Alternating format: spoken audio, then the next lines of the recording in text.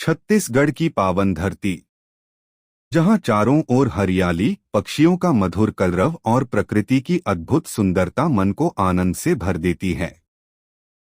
इसी धरती पर एक छोटे से गांव में एक ऐसे बालक का जन्म हुआ जिसके हृदय में बचपन से ही सत्य, दया और करुणा का प्रकाश था। उनका नाम था बालक घासीदास। घासीदास अपने मित्रों के साथ प्रतिदिन खेलते, हंसते और सबको प्रेम का संदेश देते। उनके लिए जीत और हार से अधिक महत्वपूर्ण था आपसी प्रेम और एकता। खेलते खेलते उनकी दृष्टि दूर लहराते एक सफेद ध्वज पर पड़ी। वे अपने मित्रों से बोले, यह सफेद ध्वज हमें सत्य, शांति और पवित्र जीवन की प्रेरणा देता है। जीवन में सदैव सत्य का साथ देना चाहिए। इसी बीच एक बालक झाड़ियों की ओर चला गया।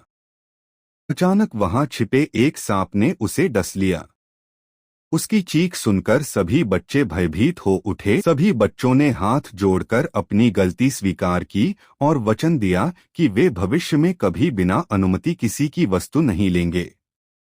बच्चों की सच्चाई और ईमानदारी देखकर किसान का हृदय बदल गया। उसने मुस्कुराते हुए स्वयं गन्ना काटकर बच्चों को दिया और कहा, गलती स्वीकार करना ही सबसे बड़ा साहस है। बालक घासीदास ने अपने मित्रों को जीवन का अमूल्य संदेश दिया, सत्य बोलो, मेहनत का सम्मान करो, किसी का अधिकार मत छीनो और सभी के साथ प्रेम और सम्मान से रहो।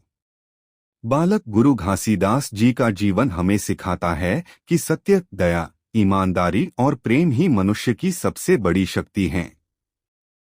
आइए हम भी उनके बताए मार्ग पर चलने का संकल्प लें और सत्य, प्रेम तथा सद्भाव का संदेश जनवरी से जनवरी तक पहुंचाएं। जय सतनाम।